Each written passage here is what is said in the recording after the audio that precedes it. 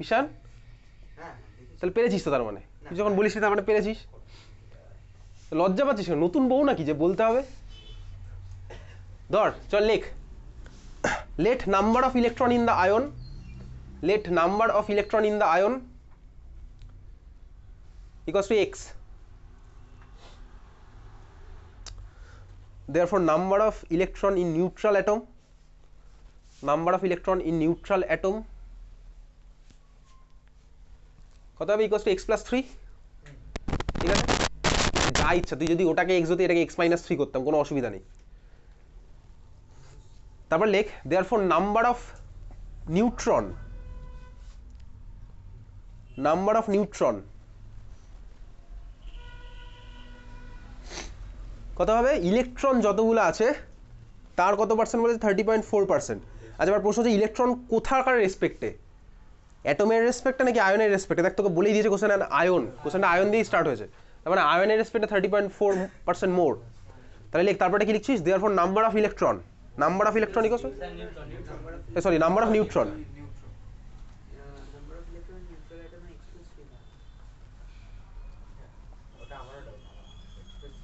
তার কারণ আয়নে কতগুলো? +3, আয়নের মাথায় দেখ বলে দিয়েছে তিনখানা পজিটিভ চার্জ আছে, তার মানে কি তিনটে ইলেকট্রন বার করে নিলে তো পজিটিভ চার্জ হবে।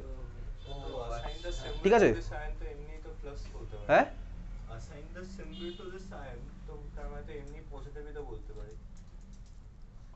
assign the symbol to this ion, symbol মানে হচ্ছে তোর ইয়ে শুধু ওই চার্জ না, নর্মাল অ্যাটমটা যেভাবে লিখতাম না, ধর সাপোজ 4He2 মাথায় +2 ওরকম ওরকম সব লিখতে হবে, মাস নাম্বার অ্যাটমিক নাম্বার সবই লিখতে হবে। হ্যাঁ তারপর লেখ therefore number of neutron equals to কত হবে? Number of neutron equals to কত হবে? হোয়াটসঅ্যাপ করছিস কেন তুই? হোয়াটসঅ্যাপ করছিস কেন? তোকে না তোকে না, হোয়াটসঅ্যাপ করছিস কেন? কি খুঁজছিস? ওইটা বলতে ওইটা কোনটা কোনটা?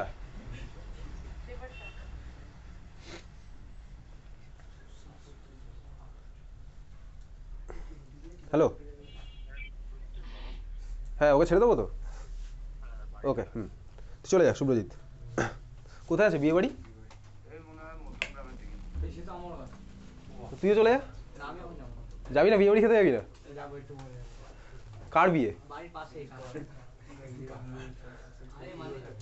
ঠিক আছে ঠিক আছে, বিয়ে বাড়ির কথা শোনার লাভ নেই কারণ খেতে তো যেতে পারছি না। চল যাক পরেরটা শোন, লেখ তারপর therefore নাম্বার অফ নিউট্রন কত হবে? x প্লাস, কেন তোকে তো আয়নের রেসপেক্টে বলেছে কোশ্চেনে, তোকে আয়নের রেসপেক্টে বলেছে কোশ্চেনে, আয়নের রেসপেক্টে বলা আছে। ঠিক আছে চল, কিছু বলার আছে? কত হবে তাহলে নিউট্রন? লেখ কত হচ্ছে? x প্লাস কথা বলিস না 30.4 ইন্টু এক্স বাই 100। এটা নিয়ে কারো কোনো ডাউট আছে? এটা কিভাবে লিখলাম? তাই 100-র মধ্যে হয় 30.4, এক্সে কত হবে? 30.4 ইন্টু এক্স বাই 100। ঠিক আছে, এতগুলো বেশি, তাহলে টোটাল কত হবে? x plus 30.4 into x by 100। বোঝা গেল? তাহলে নিউট্রন হচ্ছে আমার এতগুলো। বোঝা গেছে? ঠিক আছে সবাই, এটা ভ্যালুটা কত আসবে একবারে করেই ফেলি, কারণ 1.304x ইকুয়ালস টু লেখ 1.304x লিখেছিস ভাই। ইলেকট্রন আছে এক্স খানা, এর 30.4% বেশি, তার মানে এই ফ্যাক্টরটা তো অ্যাড হবে না, 1.304x। বোঝা গেল? আচ্ছা তারপরে লেখ লেখ therefore number of proton, number of proton কত হবে? নাম্বার অফ প্রোটন কেন হবে? নিউট্রন যা থাকে তো প্রোটন কি তাই থাকে? কোনোদিনও না। ইলেকট্রন যতগুলো থাকে প্রোটন ততগুলোই থাকে। নাম্বার অফ প্রোটন কত হবে? এক্স হবে না ভাই, এক্স হচ্ছে আয়নের মধ্যে ইলেকট্রন। তারপরে লেখ নাম্বার অফ প্রোটন কত হবে? তাহলে এক্স প্লাস 3, কারণ অ্যাটমের মধ্যে তো ইলেকট্রন আছে এক্স প্লাস 3 কানা। নাম্বার অফ প্রোটন লেখ এক্স প্লাস 3 লিখেছিস? তারপর লেখ তোকে কোশ্চেনে দেখ মাস নাম্বার দেওয়া আছে, ওটাই করবো। কি করবো? কি বললি?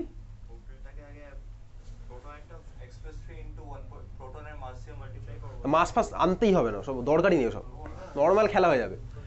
দেখ তারপরে তোকে কোশ্চেনে মাস নাম্বার দেওয়া আছে, দেখতে পাচ্ছিস? মাস নাম্বার মানে কি? নাম্বার অফ কি প্লাস কি? এক্স্যাক্টলি, তাই তো। দেয়ারফর লেখ mass number equals to, therefore mass number equals to কত হবে? প্রোটন প্লাস নিউট্রন, তার মানে কত x প্লাস 3 প্লাস 1.304x, বোঝা গেছে? মাস নাম্বার ইকুয়ালস টু কত হবে x প্লাস 3 প্লাস 1.304x, মাস নাম্বারের জায়গায় কত বসাবি, কোশ্চেনে দেওয়া আছে 56, তাহলে 56 ইকুয়ালস টু আমার হচ্ছে কত x plus 3 plus 1.304x, x এর ভ্যালু ক্যালকুলেট কর কত আসছে বল। ভ্যানাডিয়াম না, x এর ভ্যালু কত আসছে বলতো, এটা তো ইলেকট্রনের নাম্বার আসলো, তাও আয়নের মধ্যে ইলেকট্রন এসছে,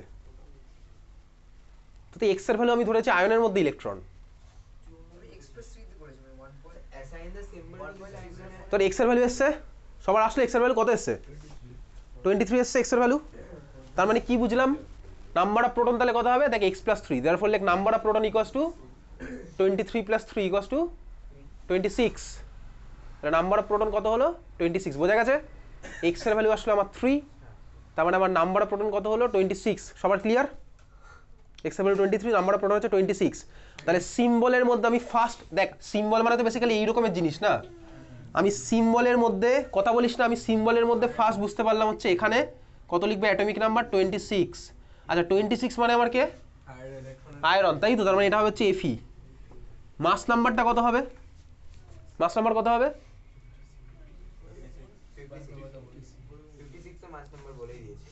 56 তো বলাই আছে, ঠিক আছে, তাহলে এখানে বসালাম 56, চার্জ কত প্লাস 3, তাহলে এইটা হচ্ছে আমার অ্যান্সার, বোঝা গেল? এটা হচ্ছে আমার অ্যান্সার, সিম্বল মানে হচ্ছে পুরো এইভাবে লেখাটা হচ্ছে সিম্বল। চল নেক্সট কোশ্চেন,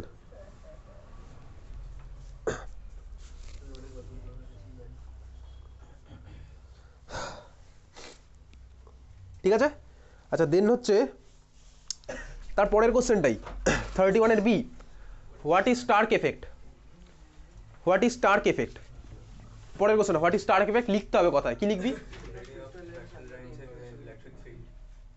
আচ্ছা লেখ, ঠিকই বলেছিস, বুঝতে পেরেছিস তো, স্প্লিটিং অফ স্পেকট্রাল লাইন্স, লেখ লেখ, shifting and splitting of spectral lines, shifting and splitting of spectral lines of atoms, ঠিক আছে, এগুলো লিখতে হবে, অ্যাটম ফ্যাটমগুলো লিখবো, shifting and splitting of spectral lines of atoms due to presence of external electric field, due to presence of external electric field,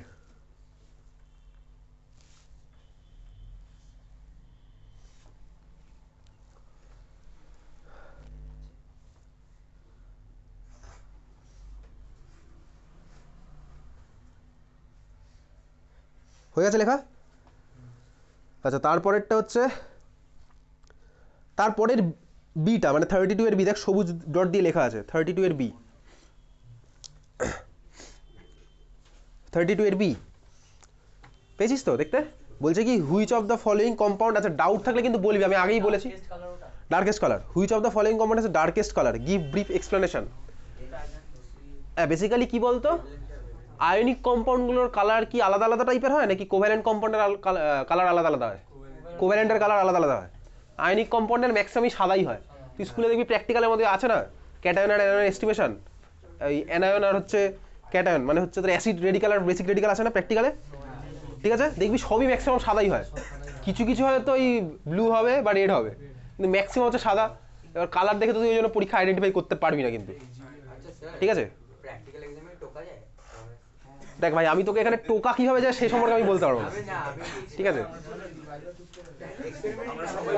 আচ্ছা শোন শোন, কথা বলিস না, কথা বলতে নেই, কথা বলতে শোন, তোকে বলেছে which one has the darkest colour, আচ্ছা ডার্কেস্ট কালার মানে কি সাদা নাকি অন্য কিছু, অন্য কিছু, তাই তো, কোনটা হবে ডার্কেস্ট কালার, যার কোভ্যালেন্ট ক্যারেক্টার বেশি তার হচ্ছে আমার ডার্কেস্ট কালার পাবো, এইবার এই চারজনের মধ্যে কোভ্যালেন্ট ক্যারেক্টার কার বেশি, এজিআই, কেন, কারণ আই মাইনাসের পোলারাইজেবিলিটি বেশি, ছড়িয়ে যাবে বেশি, তাহলে কোভ্যালেন্ট ক্যারেক্টার এজিআই এর বেশি, বুঝলি তো, তার মানে অ্যান্সার কি লিখবো, AGI has the darkest colour, AGI has the darkest colour, তোকে বলেছে দেখ briefly explain, give brief explanation, হ্যাঁ আর একটা লাইন বলতে হবে ভাই, 2 নাম্বার আছে, লেখ অ্যাকর্ডিং টু ফাজান্স রুল, আবার ওই কথাটা লিখবি, according to Fajans rule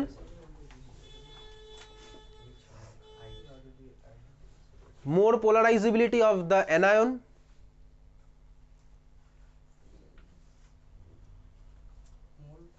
polarizability of the anion leads to more covalent character.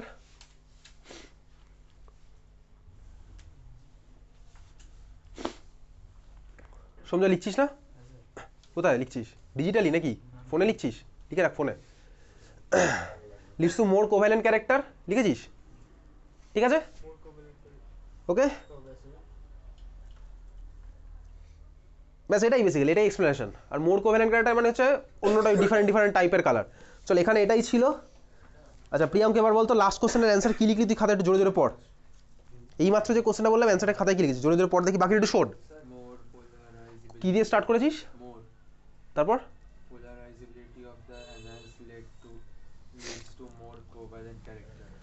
আচ্ছা বাকিরা কি দিয়ে স্টার্ট করেছিস কোশ্চেনের অ্যান্সার? তুই কি পড়তে এসেছিস আদৌ?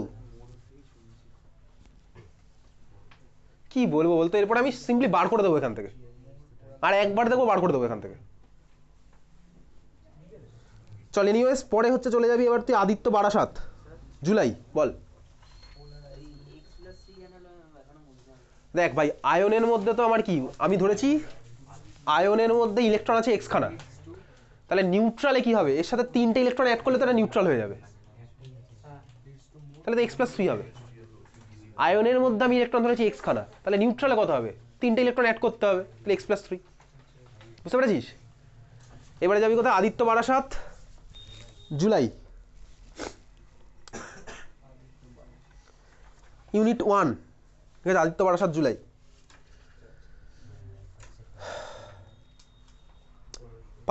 পাঁচের কোশ্চেনটা, 5-এর কোশ্চেন, আদিত্য বারাসাত জুলাই। দেখ ওটা হচ্ছে ইউনিট 1 লেখা আছে।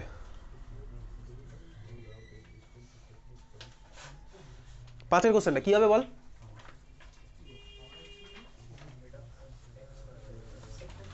আদিত্য বারাসাত জুলাই পেয়েছিস? কি হবে বলতো পাঁচের কোশ্চেনটা Sneha? Which of the following is responsible to, পাঁচেরটা ফার্স্ট পেজেই আছে, which of the following is responsible to rule out the existence of definite paths or trajectories of electrons. কোনটা হবে? Which of the following is, হ্যাঁ না না পাউলিতে ভাই এসব কিছু ছিল না, আউটবাউতে এসব কিছু ছিল না। আউটবাউতে কখন ইলেকট্রন ভর্তি হবে সেটা নিয়ে, আগে পরে ওটা বেসিক্যালি হাইজেনবার্গই হবে। ঠিক আছে, কেন? বেসিক্যালি দেখ ডেফিনিট পাথ মানেই হচ্ছে আমার পজিশন, আর পজিশনের আনসার্টেনিটি মানে হাইজেনবার্গ। ঠিক আছে, তাহলে কোশ্চেন নাম্বার 5 হচ্ছে আমার অপশন 2। বুঝতে পেরেছিস? ক্লিয়ার সবার? নেক্সট কোশ্চেন নাম্বার, কথা বলিস না, কথা বলতে নেই। কোশ্চেন নাম্বার 9, কোশ্চেন নাম্বার 9-এর 1, what is the lowest value of n that allows g orbitals to exist. আচ্ছা জি অরবাইটাল মানে কি বেসিক্যালি? এটা দেখা মানে টানে জানি না, দেখ তুই তো এটা জানিস, এস পি ডি এফ তারপরে আসে হচ্ছে জি। ঠিক আছে, এস পি ডি তারপরে আসে হচ্ছে g, s p d f তারপরে আসে g, s p d f g. Clear? S p d f জি।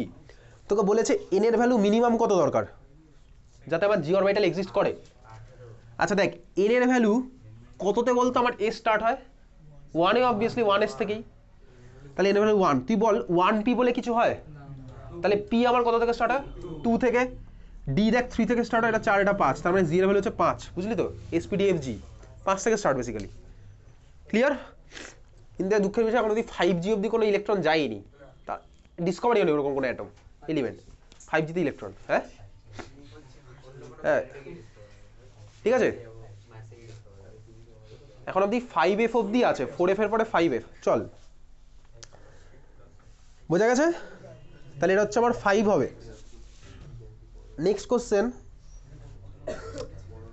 10-এর 2 নাম্বার কোশ্চেন, 10-এর 2 নাম্বার কোশ্চেন। দেখ কথা বলিস না, কথা বলতে নেই। Out of electron question number দেখেছিস তো 10-এর 2 নাম্বারটা? আরে ভাই বিড়বিড় করে মন্ত্র পড়তে বলিনি, তুই মনে মনে পড়।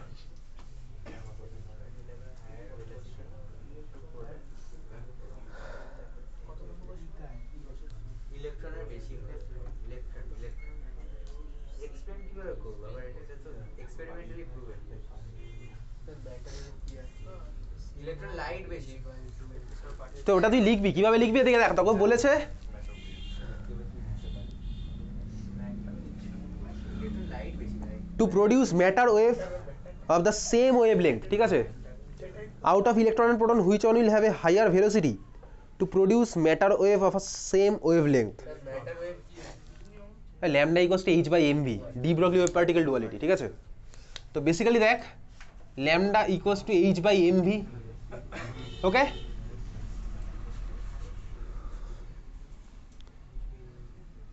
কার হচ্ছে তাহলে আমার ভেলোসিটি বেশি হবে higher velocity to produce matter wave of the same wavelength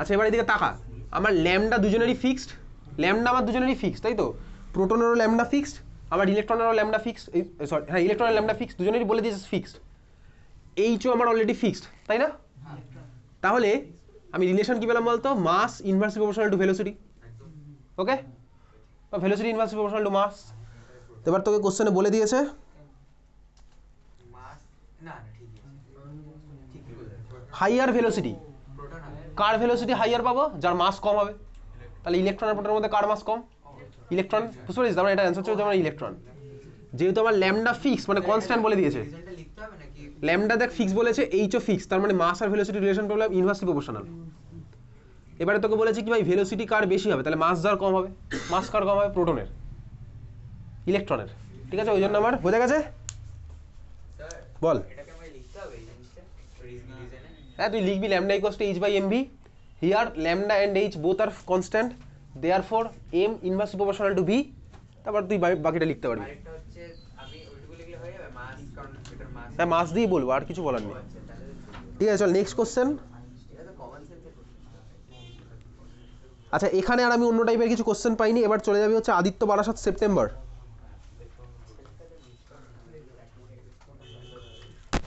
Aditya Barasat September কথা বলছিস কেন Kaustav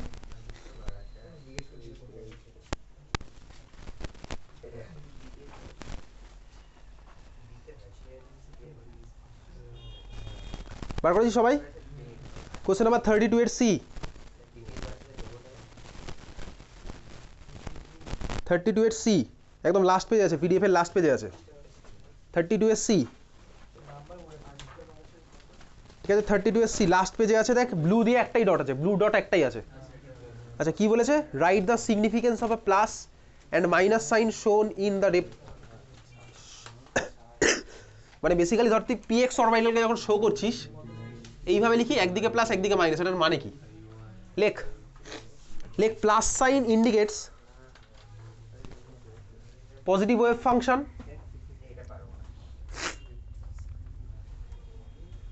and minus sign indicates positive wave function এটা না ওয়েভের পার্ট ফিজিক্সে আছে mainly and minus sign indicates negative wave function ব্যাস এটাই অ্যান্সার ঠিক আছে স্যার বল এই পরের কোশ্চেনটা explain the shape of B R F5 টা কিভাবে করব শেপ যেভাবে বার করি জিওমেট্রি মানে তো কেমিক্যাল বন্ডিং আরে এক্সপ্লেন মানে তুই জিওমেট্রি বার করবি তারপরে হচ্ছে দেখবি লোন পেয়ার কটা আছে বন্ড পেয়ার কটা আছে তারপরে তো ওইভাবে বুঝতে পেরেছিস ওইটাই আর কিছু না আচ্ছা নেক্সট কোশ্চেন হচ্ছে আদিত্য বারাসাতের ওই পেজে হ্যাঁ ওই পেজেই 33 অরের কোথায় গেল ভাই 33 অরের এ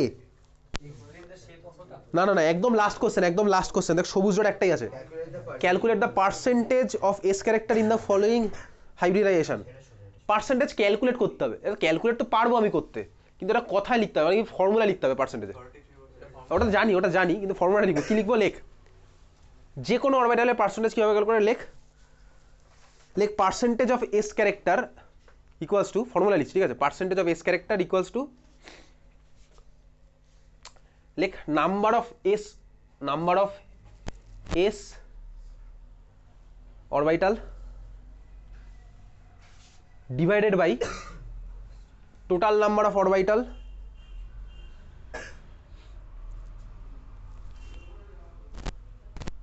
হয়ে গেছে ইন্টু 100টা উপরে বুঝেছিস ফর্মুলা বোঝা গেছে দেখ এটাই আমি তুই করি যখন আমি তুই SP3 তে ক্যালকুলেট করব এদিকে তাকা যখন আমি তুই SP3 তে ক্যালকুলেট করব পার্সেন্টেজ অফ এস কিভাবে করি দেখ sp3 মধ্যে s কতটা আছে ফার্স্ট আমার তাই লেখা আছে ফর্মুলাতে উপরে কি লেখা আছে বলতো নিজে কতটা আছে s কটা আছে একটা s আছে ডিভাইডেড বাই টোটাল অরবিটাল কটা আছে s একটা আর p তিনটে তার মানে টোটাল কটা আছে চারটে 1/4 ইন্টু 100 তার মানে কত দেখ 25% বোঝা গেছে তাহলে এইভাবে তুই তিনটে এবার পরপর করবি বুঝলি s আছে একটা টোটাল আছে চারটে তাহলে sp3 তে আমার কত হবে 1/4 ইন্টু 100 25% sp2 তে কত হবে কথা বলছিস কেন 1/3 ইন্টু 100 মানে 33% আর sp তে কত হবে 1/2 ইন্টু 100 মানে 50% বোঝা গেল সবার ক্লিয়ার সিমিলারলি তোকে কোশ্চেনে কিন্তু স্কুলে চাইলে দিতেও পারে পার্সেন্টেজ অফ পি ক্যারেক্টার তখন তুই কীভাবে করবি একই ফর্মুলাতেই করিস বা চাইলে তুই এটাও করতে পারিস পার্সেন্টেজ এস বার করে 100 থেকে বাদ দিলি তাও তো হবে না তো যদি বলে sp3 তে পার্সেন্টেজ পি ক্যারেক্টার কত তুই তো ধর বাড়ি থেকে মুখস্থ করে গেছিস পার্সেন্টেজ এস মানে এটা ভাই পার্সেন্টেজ পি মানে ধর তুই বুঝতে পারছিস না তখন হতেই পারে তুই যদি ফর্মুলা মুখস্থ করে যাস র ফর্মুলা ঠিক আছে তো পার্সেন্টেজ জানিস পার্সেন্টেজ পি কীভাবে করবি তখন তো 100 থেকে পার্সেন্টেজ বাদ দে তাহলে হবে একই তো আসবে অ্যান্সার ক্লিয়ার তো আমার মনে হয় না এইটুকু না বোঝার ক্ষমতা তোর নেই না বোঝার ক্ষমতা নেই মানে বোঝার ক্ষমতা আছে ক্লিয়ার চল শেষ আদিত্য বারাসাত শেষ এবার হচ্ছে central modern December 2023 central modern ISC December দেখ আছে বল হ্যাঁ চলে যা সেন্ট্রাল মডার্ন আইএসসি ডিসেম্বর পিডিএফটার নাম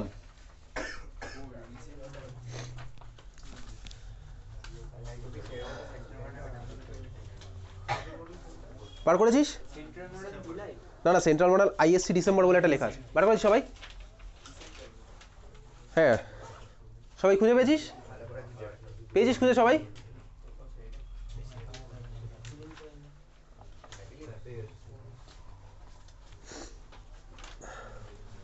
কোশ্চেন নাম্বার 4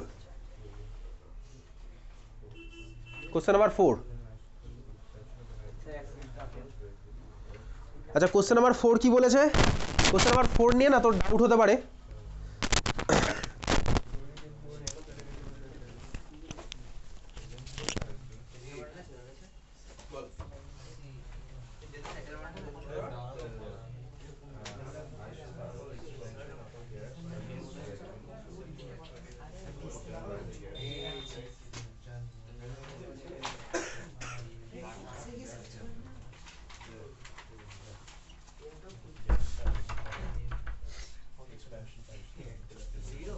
তাহলে সেন্ট্রাল মডেলের স্টুডেন্টকে জিজ্ঞেস কর কি অ্যানসার হবে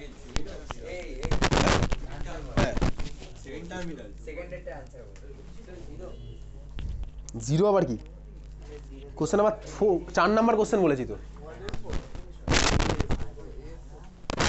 ও 4 মানে হচ্ছে একদম ফার্স্ট পেজের 4 ঠিক আছে ফার্স্ট পেজের 4 1 এর 4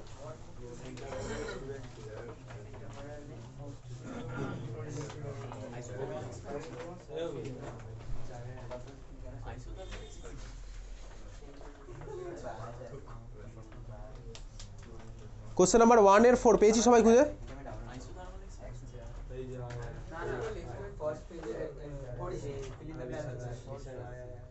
কোশ্চেন নাম্বার 1 এর 4 পাওয়া গেছে খুঁজে কোশ্চেন ফার্স্ট পেজেই আছে 1 এর 4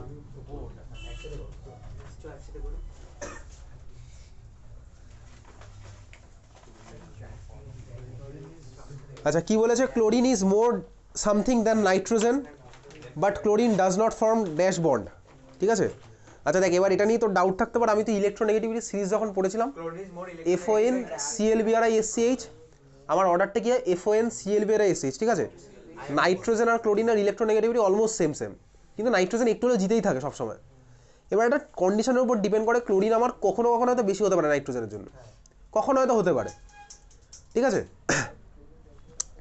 এবারে এই জিনিসগুলো আমাদের এখন নেই তো এই কোশ্চেনটা বেসিক্যালি কি ক্লোরিন ইজ মোর ইলেকট্রোনেগেটিভ যদি এটা ডাউট আছে chlorine is more electronegative than nitrogen but chlorine does not form hydrogen bond হবে যার হচ্ছে আমার ইলেকট্রোনেগেটিভিটি বেশি তার হচ্ছে আমার হাইড্রোজেন বন্ড ফর্ম করার কথা কারণ টানবে বেশি কিন্তু ক্লোরিন হচ্ছে আমার হাইড্রোজেন বন্ড ফর্ম করে না তার কারণটা আমি তো এখন লিখে রাখবো why chlorine does not form hydrogen bond সেটার কারণ আমি তো এখন লিখবো তার কারণ কি ক্লোরিনের সাইজ বেশি HCl ওই জন্য হাইড্রোজেন বন্ড ফর্ম করে না তার কারণ কি ক্লোরিনের সাইজ বড় মানে কি চার্জ ডেন্সিটি কম charge by volume charge density কম হলে কি হবে ওর টানার টেন্ডেন্সি কমে যাবে স্বাভাবিকভাবেই ঠিক আছে তাহলে লেখ খাতায় লেখ বল এবার কি ডাউট ছিল বল।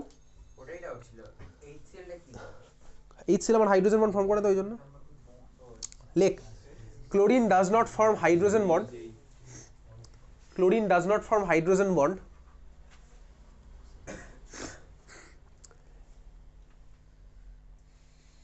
due to high size, sorry, large size and একই ব্যাপার, large size and low charge density and low charge density.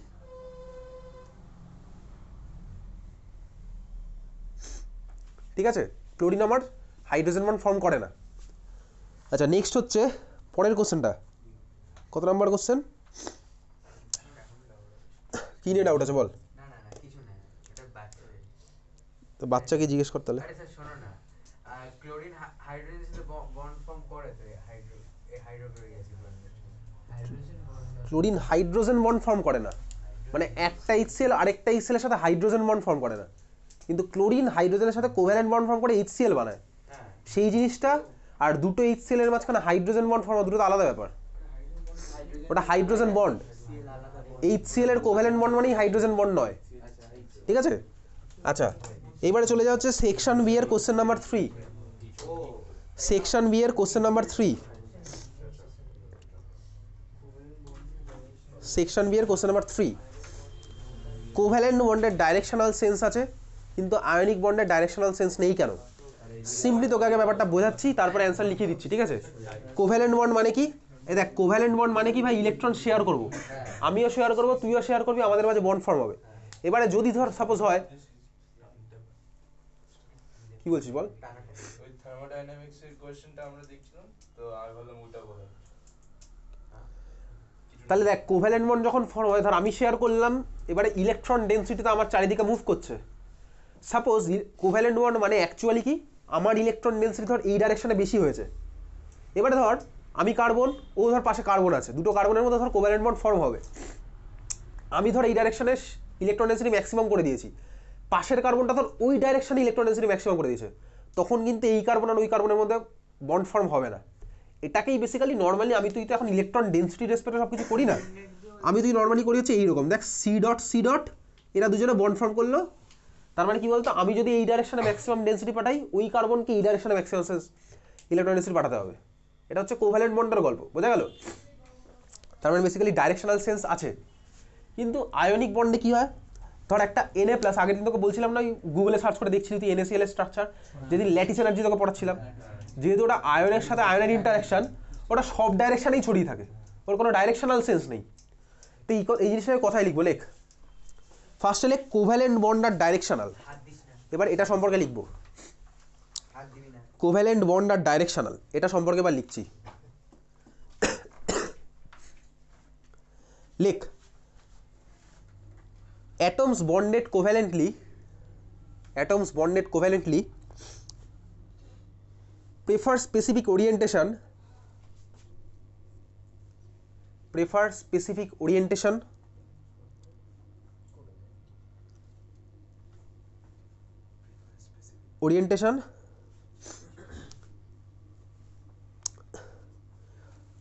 in space মানে কি বলতো, বেসিক্যালি মহাকাশ না, স্পেস মানে ধর একটা বন্ড আর একটা বন্ডের, মানে একটা অ্যাটম আরেকটার সাথে বন্ড ফর্ম করছে, ওটাকে স্পেসে কনসিডার করা, মানে 3 ডাইমেনশনাল স্পেস সোজা কথা, ঠিক আছে।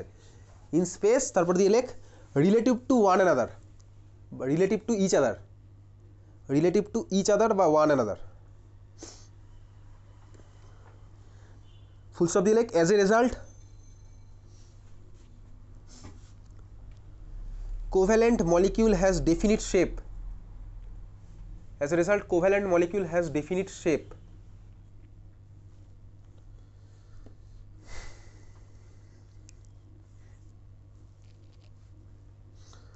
এই ছিল হচ্ছে আমার কোভ্যালেন্ট বন্ড সম্পর্কে। এবার পরেরটা লেখ আয়নিক বন্ডস আর বা ionic bond is non directional. Ionic bond is non directional, ঠিক আছে। আচ্ছা লেখের মধ্যে as charge is uniform in all direction, as charge is uniform in all direction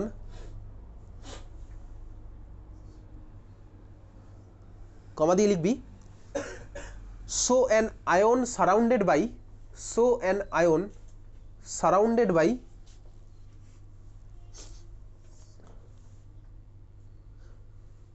কমা দিয়ে সরি ওটা লিখবি gets surrounded by other ion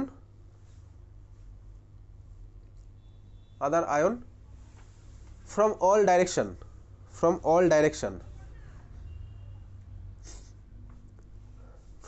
লিখেছিস? ঠিক আছে, বুঝতে পেরেছিস? আচ্ছা এইবারে তুই যদি জিজ্ঞেস করিস ধর NaCl কেন 6টা থাকে আর সিজিয়াম ক্লোরাইডে কেন 8টা থাকে, এবার তো রিপালশনের গল্প, সাইজ যত বেশি হয় তাহলে আর 8টা তো ঢুকতে পারে না, ওই জন্য 6টা ঢোকে। ঠিক আছে, এটা কোশ্চেন নাম্বার 3। ঠিক আছে, চল নেক্সট হচ্ছে, এখানে আর অন্য টাইপের আমি কিছু পাইনি। এবারে চলে যাবি central modern July first terminal examination.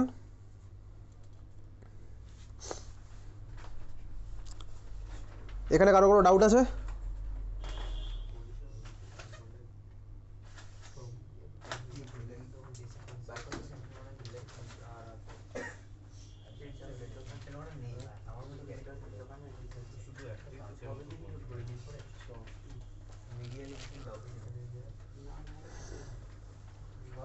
Question number 17 চলে যা, কোশ্চেন নাম্বার 17 জুলাই চলে যাওয়া হচ্ছে কোশ্চেন নাম্বার 17। গেছিস 17? কোশ্চেন নাম্বার 17 যা গিয়ে দেখ কী বলেছে তোকে। বলেছে electromagnetic radiation of wavelength something is just sufficient to ionize the sodium atom. মানে সোডিয়াম থেকে Na+ কনভার্ট করতে হলে 242 ন্যানোমিটারের এনার্জি আমার সাফিসিয়েন্ট। বলছে calculate the ionization energy of sodium in kilojoule per mole.